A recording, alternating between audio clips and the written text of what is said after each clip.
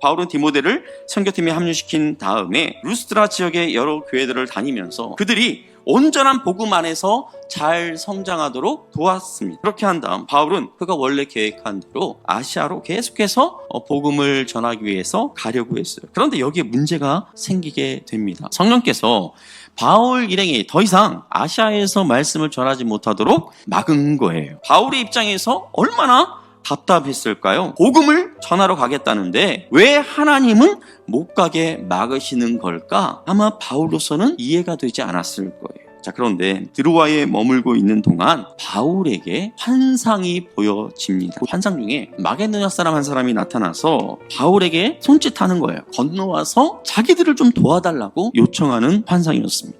하나님께서 아시아에서 복음을 전하는 것을 왜 막았는지 이제 이해가 되기 시작한 거예요. 아하, 마게도냐 지역으로 가서 복음을 전하라는 것이었구나. 비두니아가 아니었네. 결국 이 바울 일행은 하나님의 뜻을 알아차린 다음에 마게도냐를 향해 출발하게 됩니다. 이들이 드로아에서 배를 타고 바다를 건너서 간 곳이 어디일까요? 빌립보에 도착한 거예요. 마게도냐 지역 가장 중심부에 있는 것이죠. 자, 하나님께서 이곳으로 가라 해서 오긴 왔는데, 자, 뭐 때문에 이곳으로 오라고 했는지 알지 못한 채 며칠을 빌립보 성에서 보내게 되는데 안식일이 된 거예요. 그 빌립보 지역에는 회당이 없는 거예요. 그래서 바울이 기도할 만한 데가 또 어디가 있을까? 이렇게 이제 나가서 찾는데 강가에 여인들이 모여있는 모습이 이 바울의 눈에 띈 거예요. 강가에 모여있던 여인들은 유대인들은 아닌데 하나님을 따르는 여인들이 안식일이 되었으니까 함께 기도하고 있었던 것 같아요.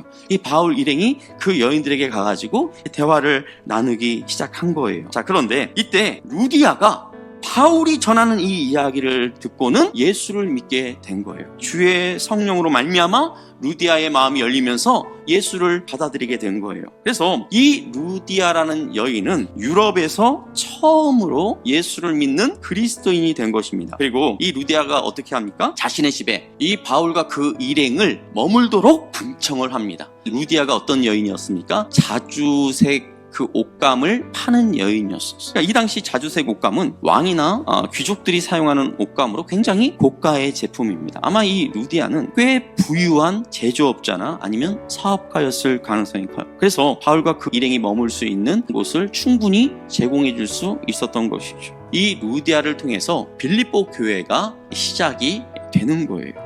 여리고성을 정탐하러 갔던 두 정탐꾼을 하나님께서 어떻게 합니까? 둥지로 몰아넣으셔서 그 정탐꾼들이 기생 라합을 만나도록 하신 하나님께서 이번에는 어떻게 하고 계시는 거예요? 바울의 그 일행의 그 길을 막으시더니 유럽에 있는 루디아에게 가도록 하신 것이죠. 왜 하나님이 비두니아로 가려고 했던 바울과 그 일행을 막아서 유럽으로 가게 하셨는지 그 이유가 풀리기 시작합니다. 주의 복음을 전하겠다는데 그 길을 하나님이 여시지 않고 막으실 때 바울과 그 일행의 심정은 굉장히 답답했을 거예요. 하나님의 생각이 내 생각과 달라 마음이 답답할 때가 있지만 하나님의 생각이 내 생각보다 높고 크다라는 것을 꼭 기억하시기를 바랍니다. 하나님이 인도하시는 그 길이 우리가 가고자 하는 그 길보다 훨씬 안전하다는 것을 믿으시기를 바랍니다. 하나님 앞에서 선한 뜻을 품고 나아가고자 하는데 하나님이 그 길을 막으시는 것 같다면 그 순간 하나님의 뜻을 찾고 하나님의 때, 하나님의 방법을 기다릴 줄 아는 저와 여러분 모두가 될 수 있기를 예수님의 이름으로 축복합니다. 아멘.